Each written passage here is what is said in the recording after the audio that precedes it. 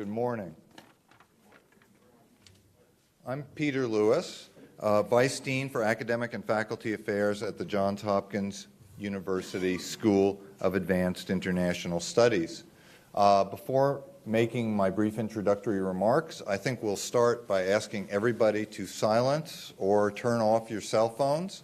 We just finished our holiday season, and I had an opportunity to go to a couple of movies, so I'm very mindful of turning off cell phones and silencing our devices. It's a great honor to welcome you to today's presentation of the National Defense Strategy. The NDS is the foundational document that determines how the Department of Defense will contribute to the President's National Security Strategy, which was released in December of 2017. This NDS is the first in a decade.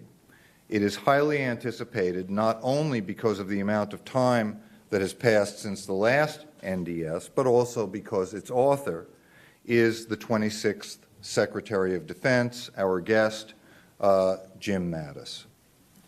As many of you know, before he became Secretary on January 20th, 2017, Secretary Mattis had a long and distinguished career in the United States Marine Corps, commanding at every level, from second lieutenant to four-star general. He completed this remarkable service as the commander of the U.S. Central Command from 2010 to 2013. Following his military service, Secretary Mattis was a distinguished visiting fellow at the Hoover Institution at Stanford University and sat on several corporate and nonprofit boards. And as the scholars in our audience will know, Secretary Mattis is also known for his love of learning and research, and he has co-authored a book on civil-military relations, which was published recently in 2016. This is Secretary Mattis's first public address of 2018. One logistical item. At the conclusion of the presentation, we will answer questions from the audience, or Secretary Mattis will answer questions from the audience, and for this portion of the event, we ask that you write your questions on the note cards that are at your seats. Our student workers will be passing through the audience at two intervals during the presentation. As questions occur, you can send those down, and then we'll collect them, and we hope to get to as many as possible. Following Secretary Mattis's address, our student, Catherine Stanbridge, will pose the questions to the Secretary. So we're very glad to be able to incorporate different members of our community in this distinguished event. Mr. Secretary, Johns Hopkins SAIS is honored to host you. Please join me in welcoming Secretary Jim Mattis. Thanks very much.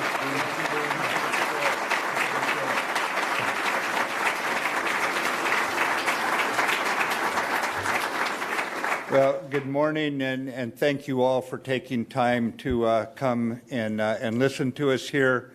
Again, this is a national defense strategy, but what it really is, ladies and gentlemen, this is an American strategy. It belongs to you. You own it. We work for you. And I would just tell you, Dean Lewis, it's a pleasure for hosting me here today. I owe you a great deal. It's a pleasure to be at a school named for the gentleman that this one is named for, Paul Nitze. I would just tell you he was so wise in how he could select people. He picked a young man once and gave him a couch in his townhouse here in town to help him when he first got into national security affairs. That young man he put on his couch was none other than George Shultz, which says something about his ability to see talent at a young age. And there's a lot of talent that comes through here. And it looks very good to me from this point of view. You all look like promising young men and women because you're all young compared to me. But he was also a great and avid scholar. He was someone who studied issues. You could agree or disagree with him, but you would not find him flat-footed intellectually. And I bring this up because National Security Council document or report number 68 was a guiding light during the Cold War. It guided many things. Was it perfect in hindsight? No, it was not. We don't look for perfection. from you young people. We look for excellence. And he also served as our Secretary of the Navy, so we do have a sense of ownership of the man for whom this school is named. The background that you have here makes this a fitting place to introduce our unclassified summary of the classified document. Parts of it are classified because we owe a degree of confidentiality to the troops who will carry out this strategy. It is, as was noted by the Dean, our nation's first national defense strategy in 10 years. I believe it's a moral obligation for leaders to lay out clearly to the subordinates in the Department of Defense what it is we expect of them. It is designed to protect America's vital national interests, and this defense strategy was framed, as was noted by the Dean, by President Trump's national security strategy. And just a couple words out of that to show you what I mean, that it was framed, that it is inside the framework of that national security strategy, specifically where it states that we're to protect the American people, the homeland, and the American way of life. And it goes on to say, and to preserve peace through strength. Those are words out of the national security strategy, and we carry those themes inside the Pentagon where we say, what does that mean for us? Of course, national security is much more than just defense. This is our part of the responsibility. Today, America's military reclaims an era of strategic purpose, and we're alert to the realities of a changing world and attentive to the need to protect our values and the countries that stand with us. America's military protects our way of life, and I want to point out it also protects a realm of ideas. It's not just about protecting geography. This is a defense strategy that will guide our efforts in all realms.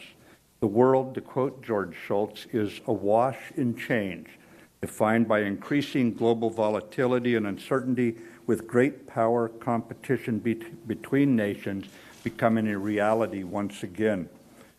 So we will continue to prosecute the campaign against terrorists that we're engaged in today, but great power competition, not terrorism, is now the primary focus of U.S. national security.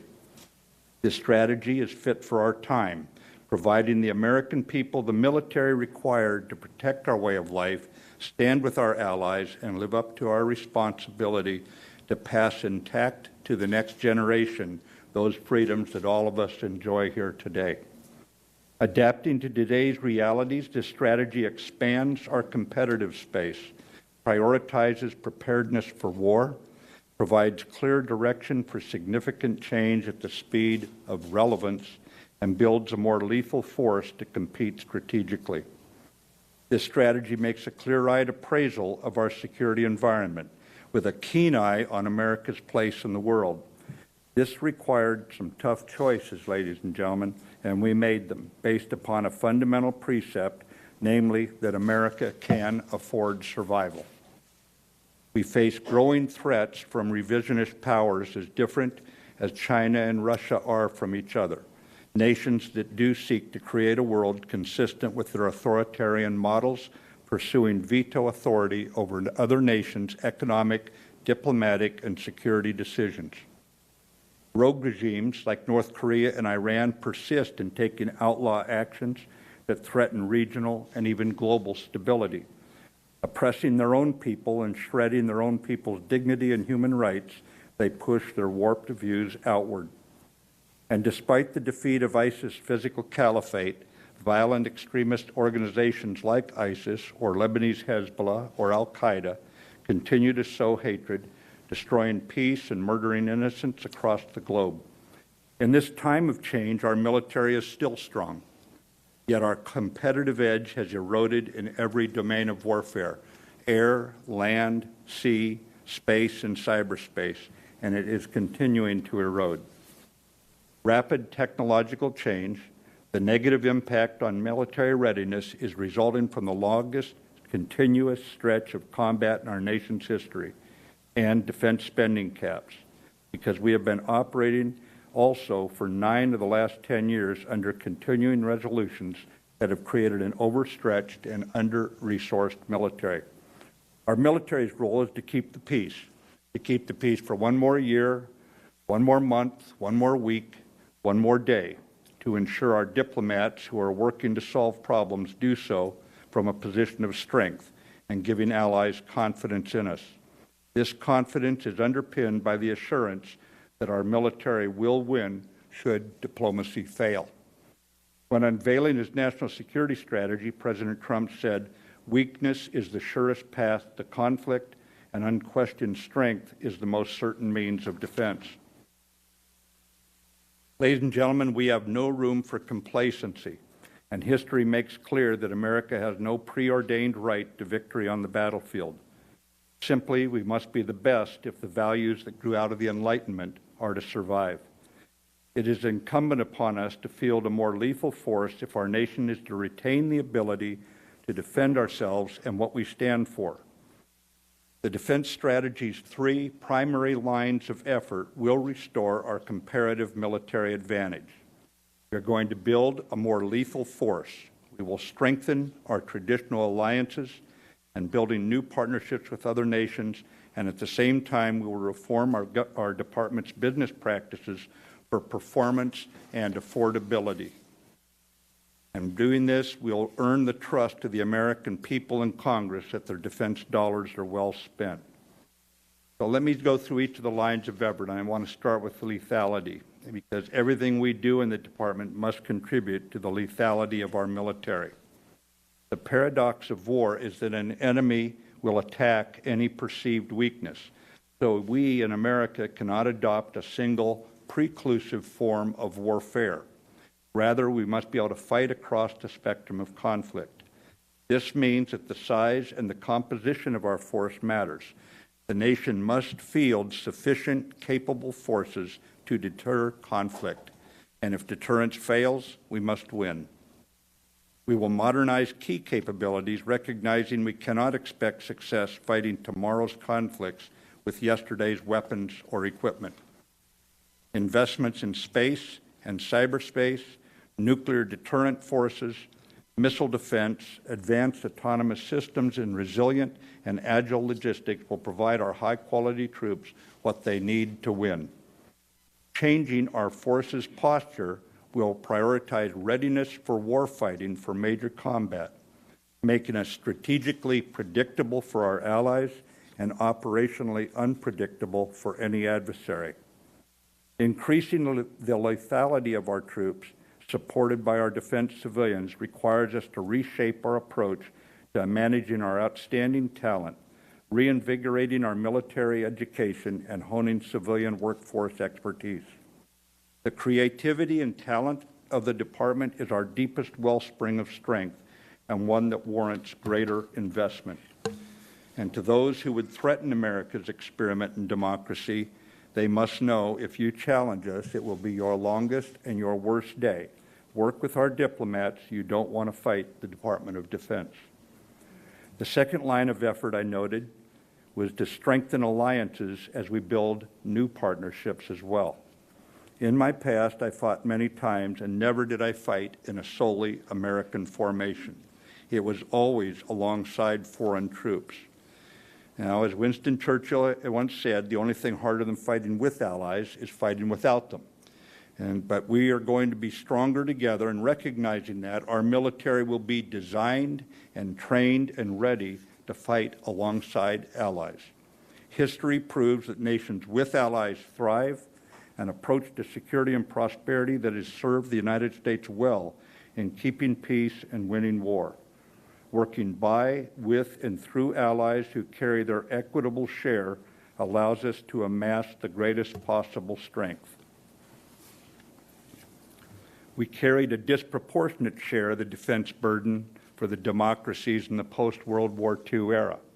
The growing economic strength of today's democracies and partners dictates they must now step up and do more. When together we pool our resources and share responsibility for the common defense, individual nations' security burdens become lighter.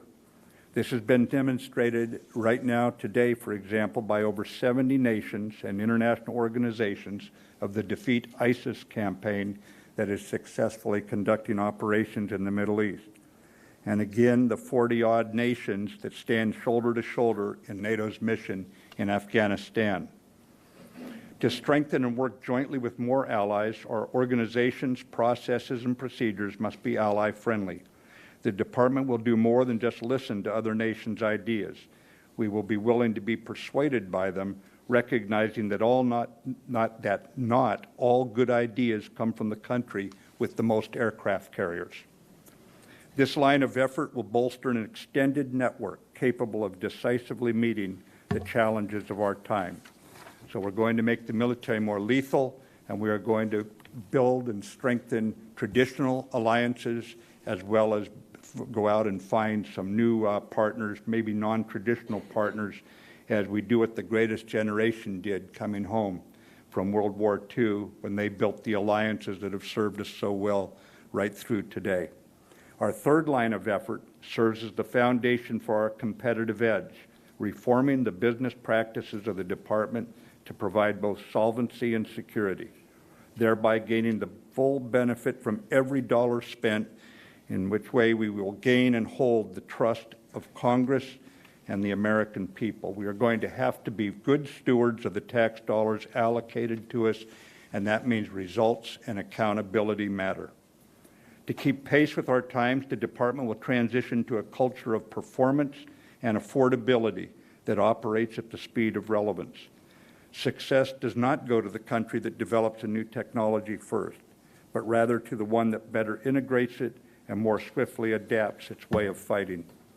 Our current bureaucratic processes are insufficiently responsive to the Department's needs for new equipment. We will prioritize speed of delivery, continuous adaptation, and frequent modular upgrades. We must shed outdated management and acquisition practices while adopting American industry's best practices. Our management structure and processes are not engraved in stone. They are a means to an end, empowering our warfighters with the knowledge, equipment, and support needed to fight and win. If the current structures inhibit our pursuit of lethality, I expect the service secretaries and agency heads to consolidate, eliminate, or restructure to achieve the mission.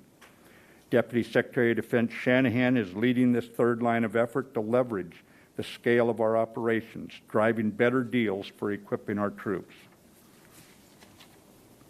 This national defense strategy will guide all our actions, aligning the Department's three lines of effort to gain synergies. But we recognize no strategy can long survive without necessary funding and the stable, predictable budgets required to defend America in the modern age. Failure to modernize our military risks leaving us with a force that could dominate the last war but be irrelevant to tomorrow's security. Let me be clear, as hard as the last 16 years have been on our military, no enemy in the field has done more to harm the readiness of the U.S. military than the combined impact of the Budget Control Act's defense spending cuts, worsened by us operating in 9 of the last 10 years under continuing resolutions, wasting copious amounts of precious taxpayer dollars. Today, as our competitive edge over our foes erodes due to budgetary confusion, even with storm clouds gathering, America's military, as I speak, is operating under yet another continuing resolution. For too long, we have asked our military to stoically carry a success at any cost attitude as they work tirelessly to accomplish the mission with now inadequate and misaligned resources simply because the Congress could not maintain regular order. That we have performed well is a credit to our wonderful and loyal troops. But loyalty must be a two-way street. We expect the magnificent men and women of our military to be faithful in their service, even when going in harm's way. We must remain faithful to those who voluntarily sign a blank check payable to the American people with their lives. As Speaker Ryan said yesterday, quote, "Our men and women in uniform are not bargaining chips." The consequences of not providing a budget are clear. Without a sustained budget, ships will not receive the required maintenance to put to sea. The ships already at sea will be extended outside of port. Aircraft will remain on the ground, their pilots not at the sharpest edge. And eventually, ammunition, training, and manpower will not be sufficient to deter war. But I am optimistic that Congress will do the right thing and carry out their responsibility. I may be in the minority in this room when I say that, but I'm an eternal optimist. And as Senator Reid said last November, we need bipartisan investment in our troops to enhance military readiness and help us meet evolving national security challenges.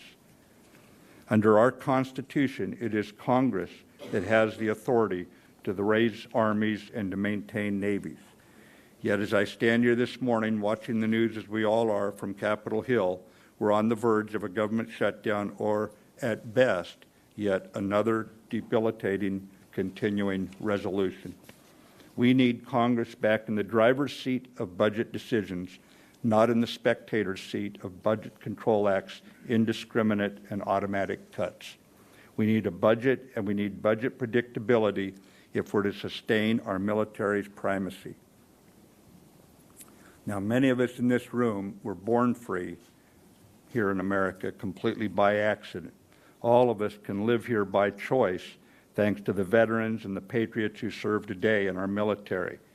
Yet we today have an obligation to pass intact to the next generation the same freedoms we enjoy right now. That's an obligation that we have. That's not something we can simply abrogate to someone else. And I believe that this strategy, resourced appropriately, will ensure we live up to our responsibility to our children's generation.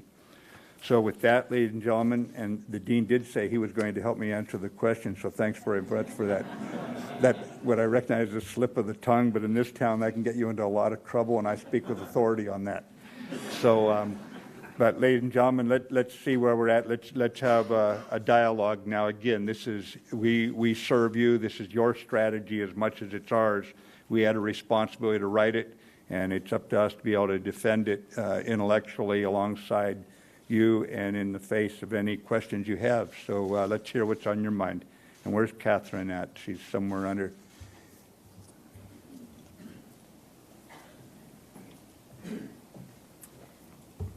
Thank you for your remarks, Secretary Mattis. My name is Catherine Stanbridge. I'm a second-year MA student here at SAIS, and I'll be reading the questions that have been submitted by the audience.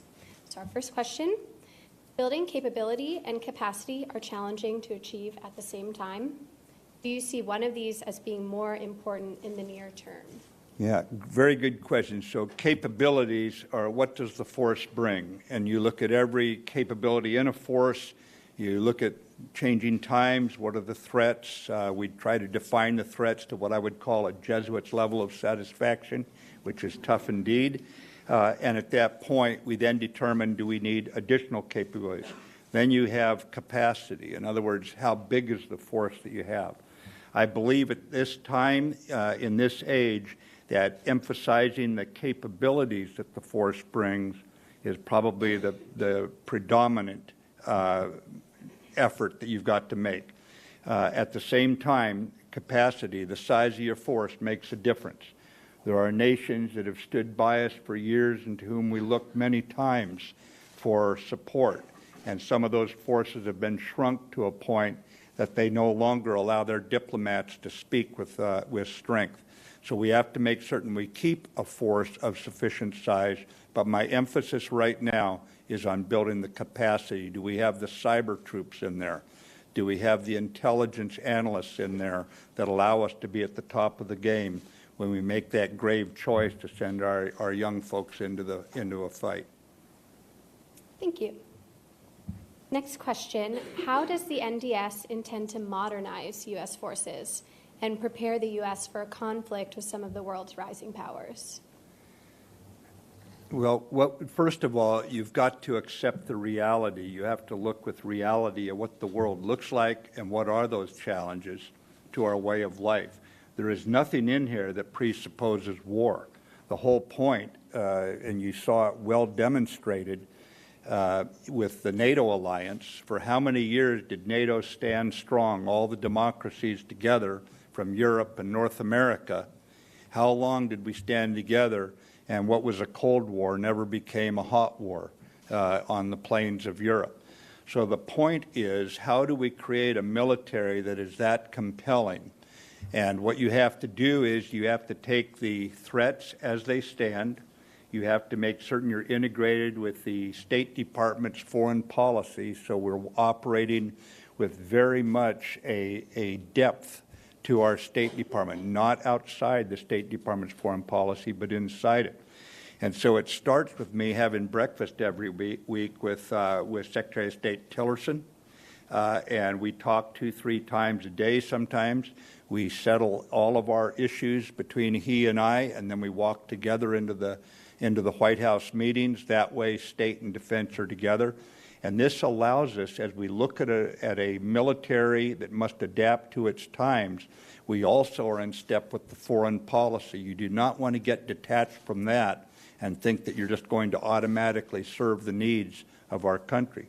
Then when you get down to the discrete elements of military power, it's a much more straightforward process, to tell you the truth. You look at what capabilities other countries have, you look at what technology is bringing on board, you put it together, you prioritize based on the threat analysis that is done both inside the Pentagon, but that is never enough. I want an outside view as well, and that's why we have a very close link with the CIA and foreign intelligence services.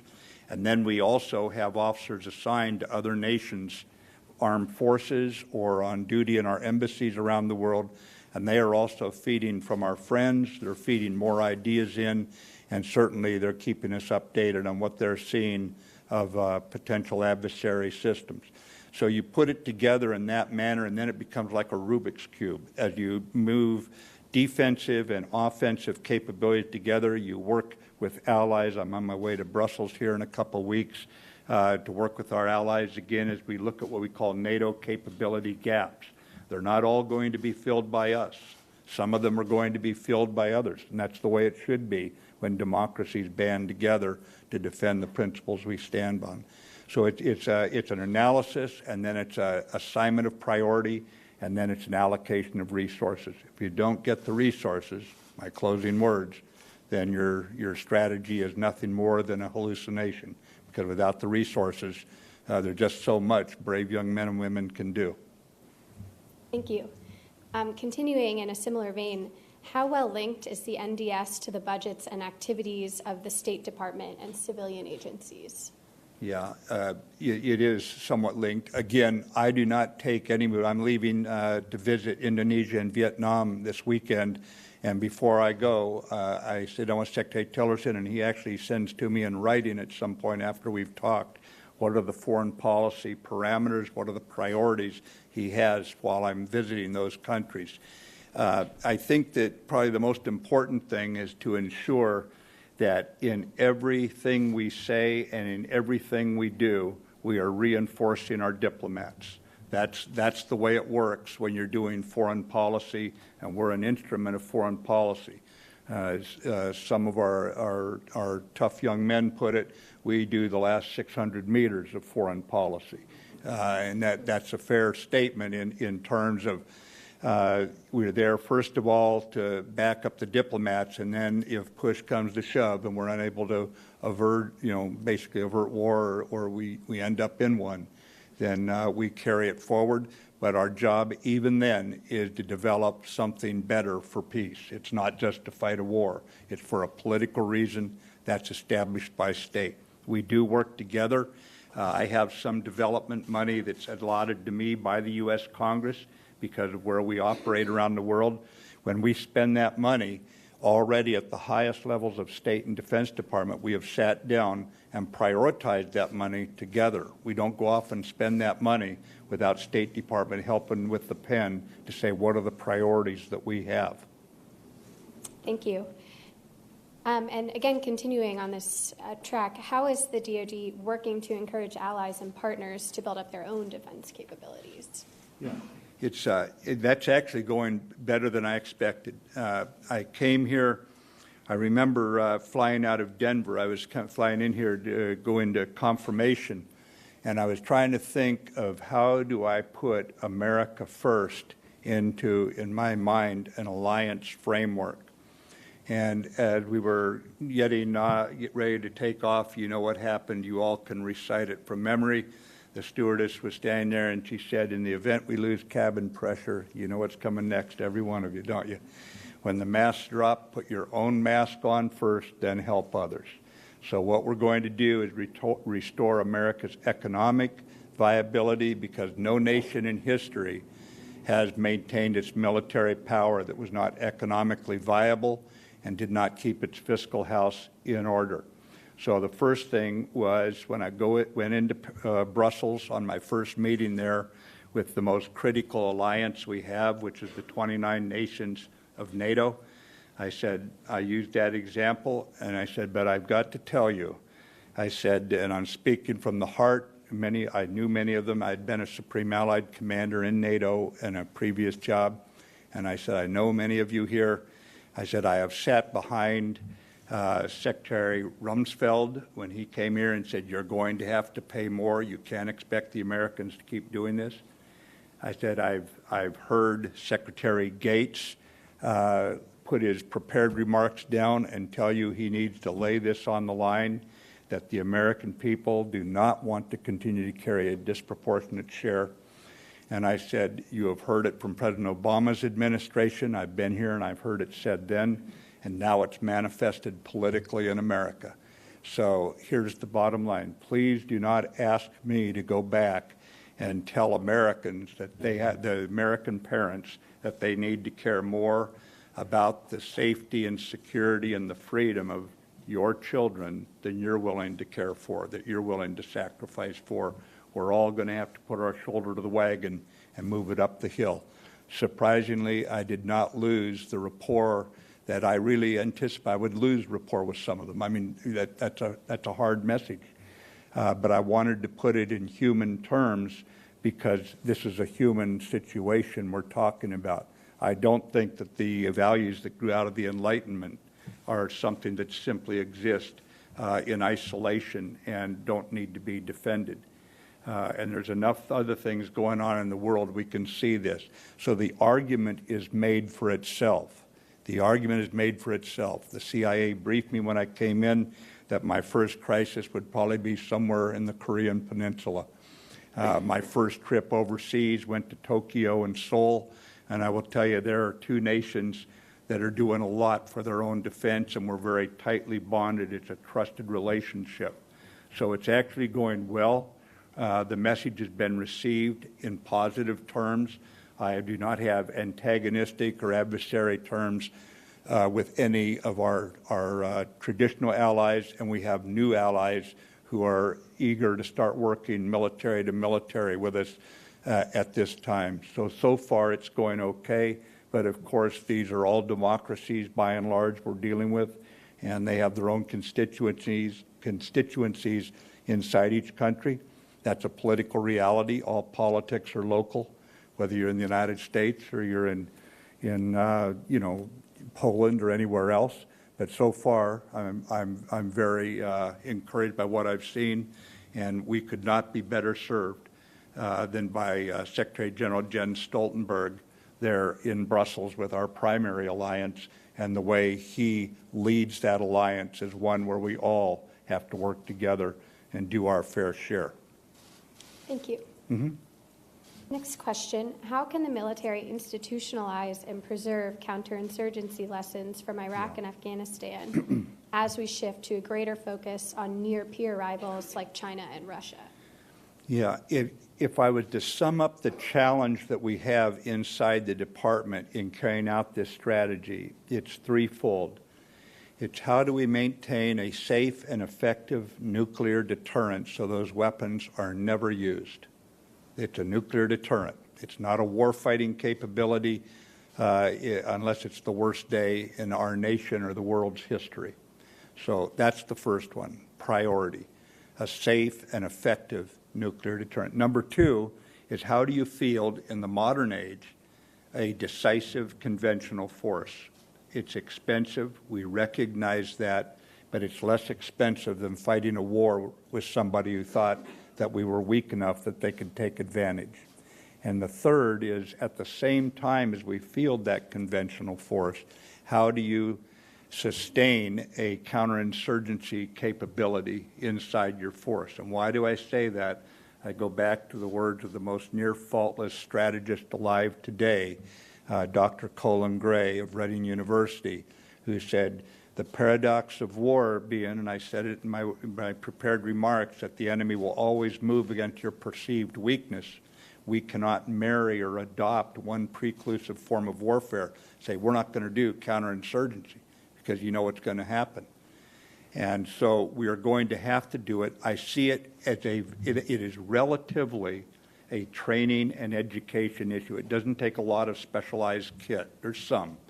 But it takes language skills. It takes young men and women who want to join up and serve their country, who have studied other nations, who speak the language. It takes not just cultural appreciation, but it takes the kind of training that puts an awful lot of authority in the hands of 20-year-old corporals and 24-year-old, 23-year-old second lieutenants.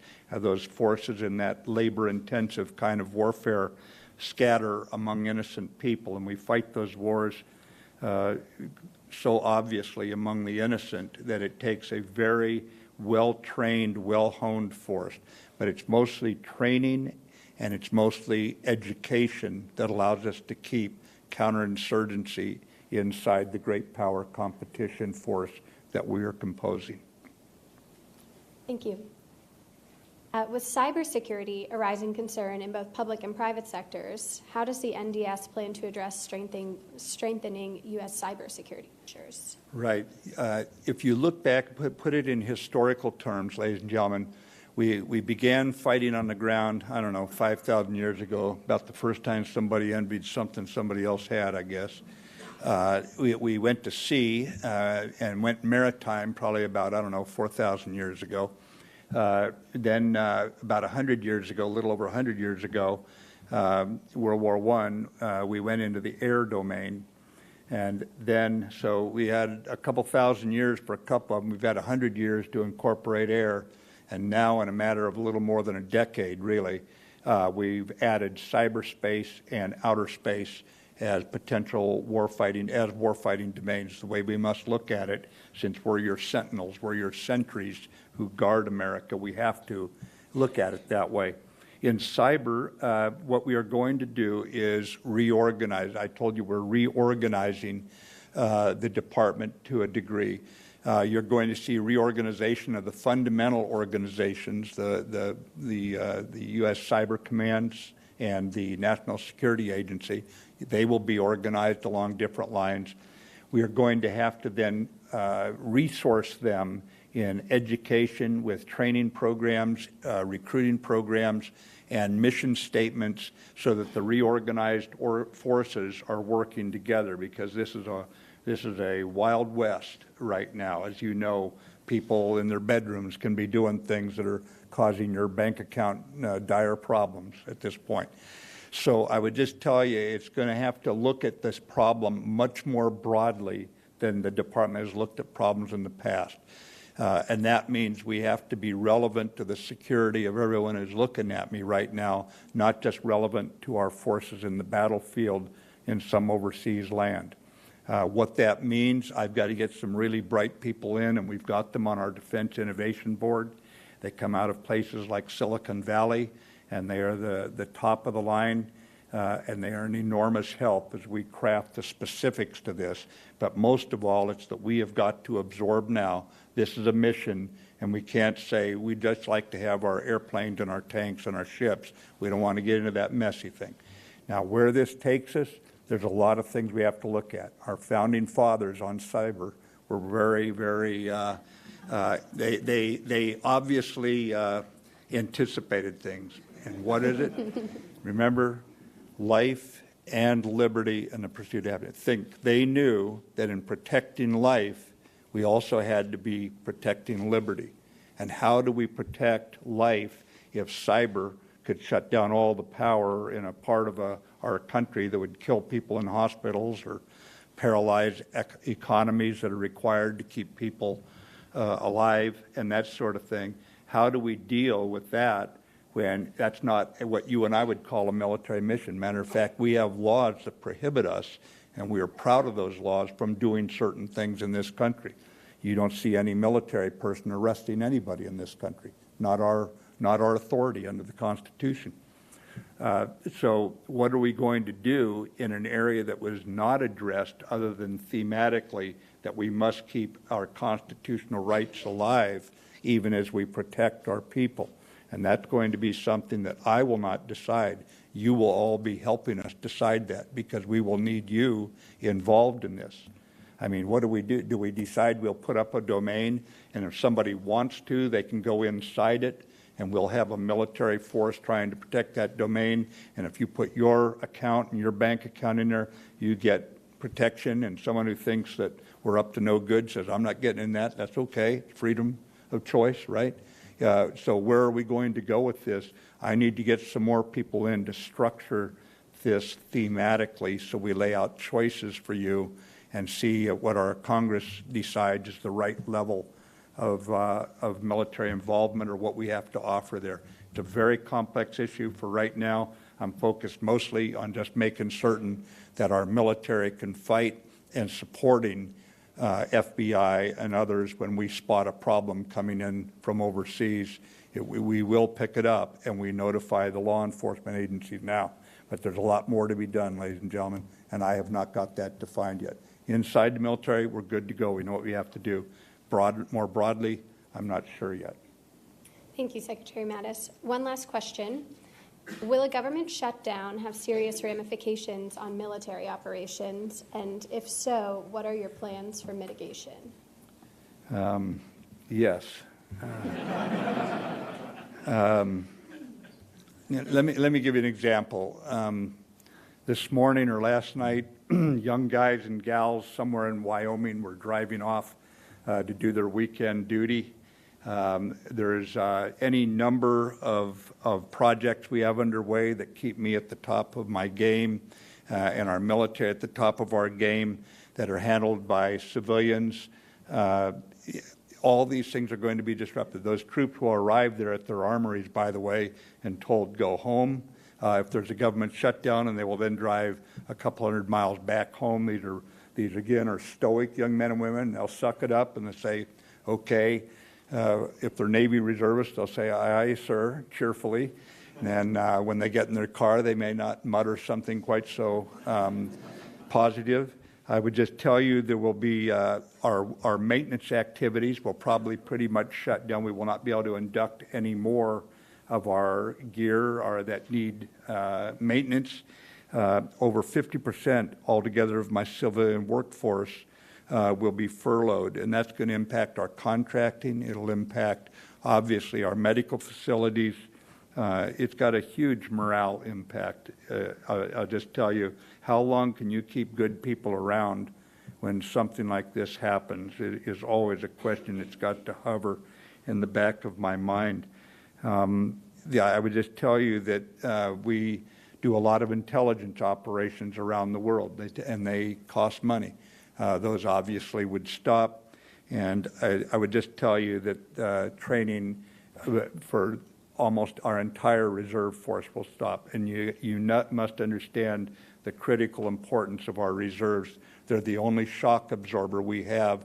It's not like the old days where you could draft somebody in and 18 weeks later have them in combat with the skills they need. Today's infantrymen, they're called infantrymen because they're infant soldiers, young soldiers. They still take a year to train in order to have them ready to use the gear they have on them and make certain they have the ethical and tactical abilities to deal with the battlefield today. So it's got a terrible impact. At the same time, the submarine that put to sea last week will still be out for 3 months. And God bless them, the lads will not have any email connectivity, so they will not even know what's going on as they cruise quietly out there carrying out their duties. The ships at sea will continue. The ones, our lads in Iraq and Afghanistan who are in the fight will continue. The young ladies who are guiding the drones right now will stay at their desks and keep them overhead. So we will continue what we're doing. But the value of the American military is grossly enhanced by the sense that the American model of government, of the people, by the people, for the people, can function and carry out its governmental responsibilities. We're not I didn't serve in the Marine Corps for 40-odd years. I served in the U.S. Marine Corps. Belong to you, accountable to you, but as Speaker Ryan pointed out here, for those out there right now in the field, at sea, in the air, the ones sitting in the ready room over here at Andrews Air Force Base, I just tell you that they deserve full support, and we have got to come to grips with this as a nation. Why don't we take one more, Catherine? You choose. Absolutely. This final question, how would the U.S. deter adversaries in space as space itself becomes more militarized?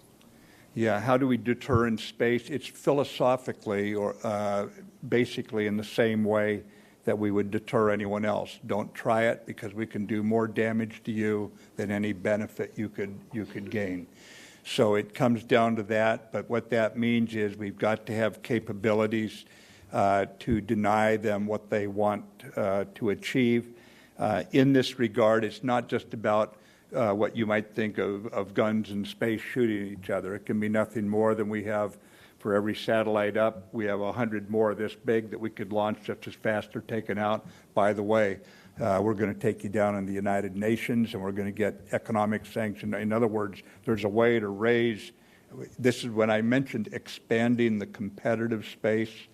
There's no nation that has a wider competitive space in terms of its moral or ethical or economic or military power than we can amass if we choose to use it wisely. And so in space, we will do our best to deter. We'll come up, I'm sure, with arms control agreements at some point, and we'll start getting this under control. But for right now, it's sizing up the problem and making certain, again, that our diplomats will be negotiating from a position of strength when they negotiate on that one.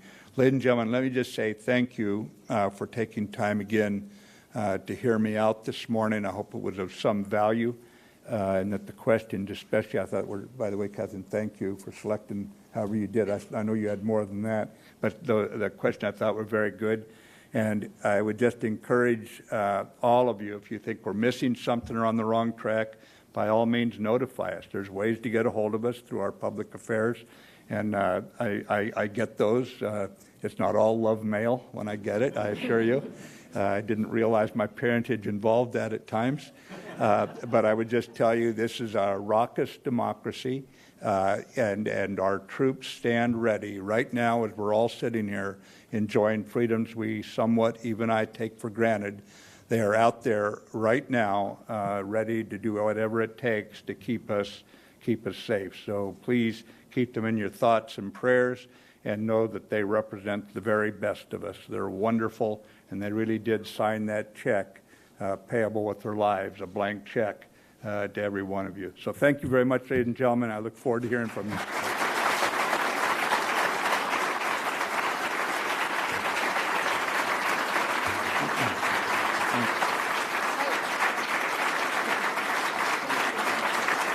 Thank you all for joining us today. We're going to ask that you please remain seated as the event concludes. Thank you.